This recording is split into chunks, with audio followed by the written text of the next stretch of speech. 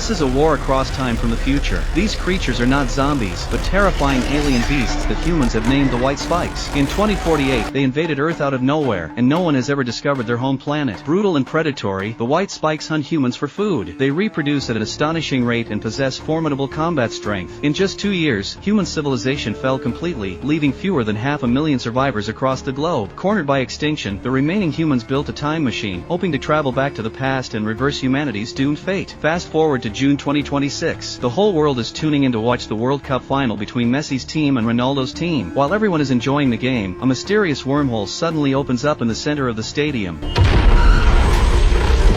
and fully armed soldiers step out from it. The crowd in the stands and audiences watching at home are utterly stunned. A black female soldier calms the panicked crowd and reveals the truth. They are soldiers from the future. 30 years from now, alien creatures will launch a full-scale invasion and drive humanity to total extinction, and they need people in the present day to stand and fight alongside them. This unbelievable story throws everyone into chaos and confusion. This is a joke. Authorities launch an immediate investigation and eventually confirm the soldiers truly come from the future. All nations around the world join forces to build massive fleets of time travel devices, sending their elite troops to the future non-stop to fight off the alien invaders. The war proves far more brutal than anyone could have imagined. Despite putting up a fierce resistance, humanity suffers devastating losses, and troop numbers dwindle rapidly. With no other choice, governments loosen recruitment rules and begin drafting ordinary civilians into service. Our protagonist, Dan Forrester, is a retired Marine who now works as a high school teacher. He is in the middle of a class when he receives an emergency draft notice and is ordered to report to a military base right away. To avoid dangerous time paradoxes, the military enforces strict selection rules. Only people fated to die before the alien invasion are eligible for the time travel mission. Scans confirm Dan will pass away in 7 years, making him a perfect candidate. Confused, he tries to ask about the details of his death when a sharp pain shoots through his arm.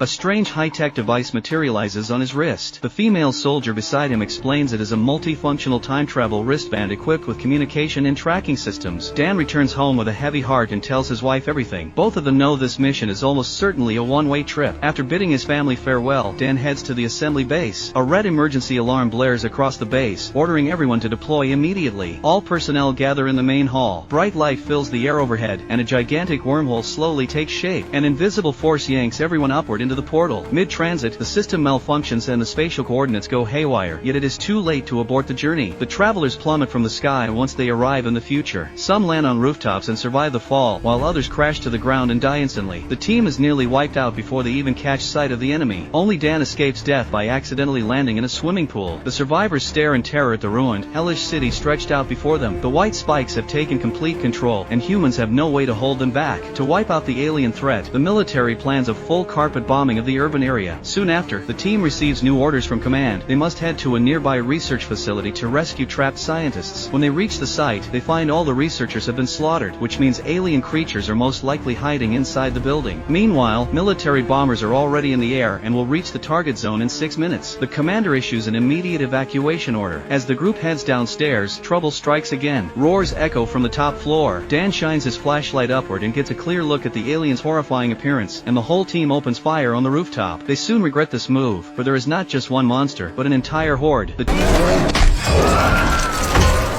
team spins around and flees downstairs, with the White Spikes chasing them relentlessly. A soldier tries to block the door to slow the creatures down, only to be violently thrown back and severely injured. Dan fires continuously, but the aliens have impenetrable hides that shrug off regular bullets. Once his weapon runs empty, he still has not wounded a single beast. He grabs a fire axe and swings it wildly at the attackers. Just as things look hopeless, his teammates arrive to back him up. Working together, they take down one alien and race to escape the building. Countless White Spikes flood every street outside. Military fighter jets will arrive in 3 minutes, so the team must evacuate the red danger zone at once, with the monsters hot on their heels. When despair sets in, rescue convoys appear on the scene, giving everyone a new glimmer of hope. But relief does not last long.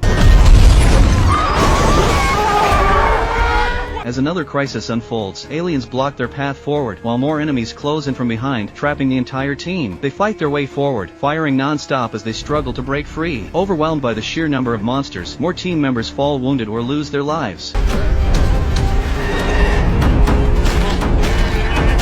Right on schedule, the fighter jets arrive and drop bombs across the battlefield. The group narrowly escapes the red zone, yet the danger is far from over. Hordes of white spikes keep chasing after them, and the aerial bombardment continues, forcing everyone to find cover fast. They climb over fences and run through tunnels, but the aliens never let up. More lives are lost in the endless fight. Wounded soldiers, knowing they cannot escape, choose to stay behind and hold off the monsters, buying precious time for their comrades. Weapon free.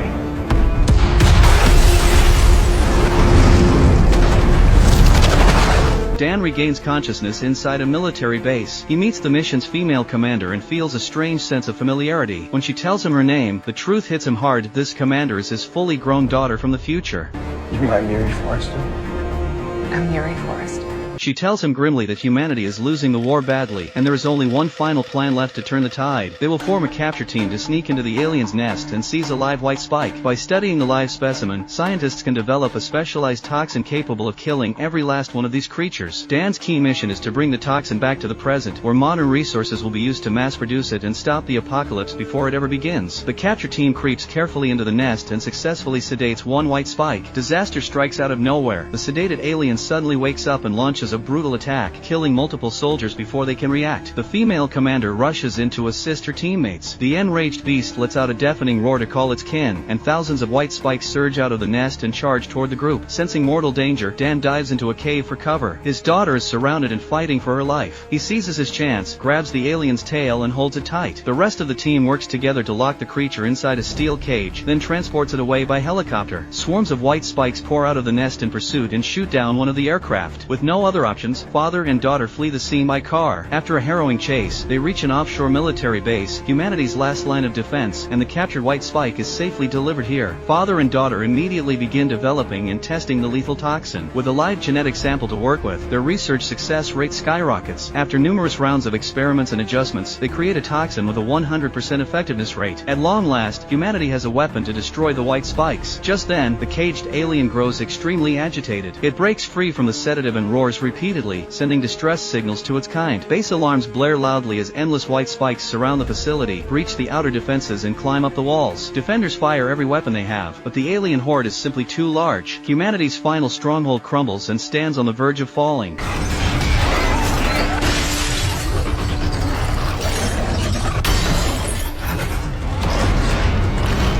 Dan and his daughter plan to evacuate with the only sample of the toxin aboard a helicopter. This is humanity's last hope for survival. Aliens block every exit, forcing them to fight their way through the crowd.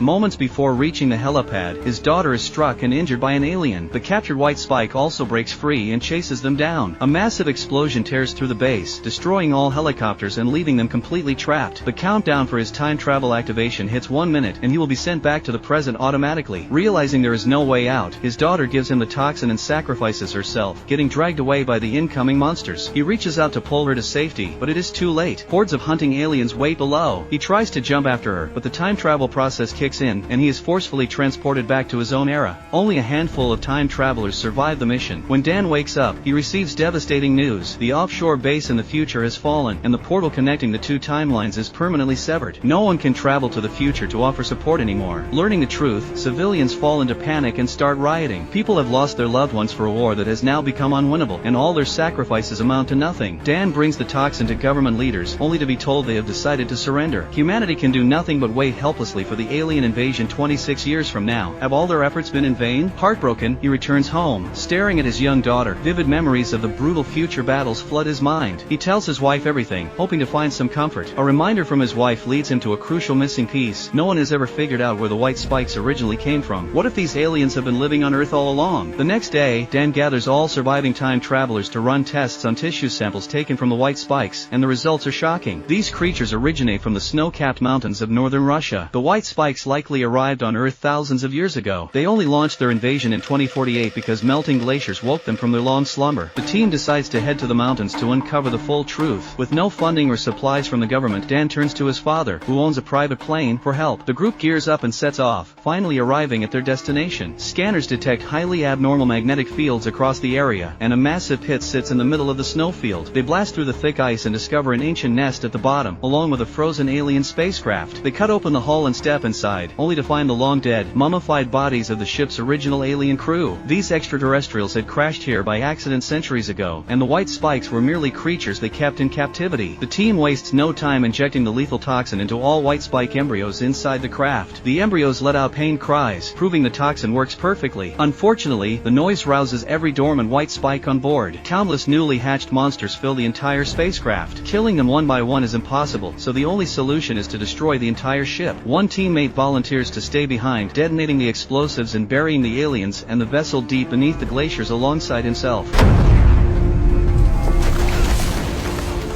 One female white spike manages to escape the blast. Females of this species possess an incredible reproductive ability, and if she survives, the end of the world will arrive far sooner than expected. Father and son immediately give chase and spot her tracks across the snow. Dan's father opens fire, but the alien charges forward without fear. Dan rams her with a motorcycle, knocking her to the ground. The two men keep shooting and eventually corner her at the edge of a cliff. As they move closer to check on her, the monster vanishes without a trace. In the blink of an eye, she ambushes them from behind. A fierce fight breaks out, and Dan suffers a serious wound to his leg. As the beast lunges straight for him, he grabs one of its sharp claws and stabs it through the eyes. Dan's father fires follow-up shots to cripple the creature. Even blinded, the alien remains fierce and dangerous. Seeing his son in mortal danger, the father cuts his palm and uses the scent of his blood to draw the monster's attention. Sorry, son. No! Dan sneaks around behind it, slits its throat and shoves the toxin straight into its mouth. The toxin spreads rapidly throughout its body, destroying it from the inside. In the end, the last female white spike tumbles off the cliff and perishes completely. This war across time finally comes to an end. The massive explosion in the glaciers draws official attention, and the military plans to send elite units to investigate and eliminate any remaining alien threats. This story leaves everyone with a profound lesson. Human technology may let us travel through time, but the key to saving the future always lies in what we do right now. Change the present, and you will rewrite the future.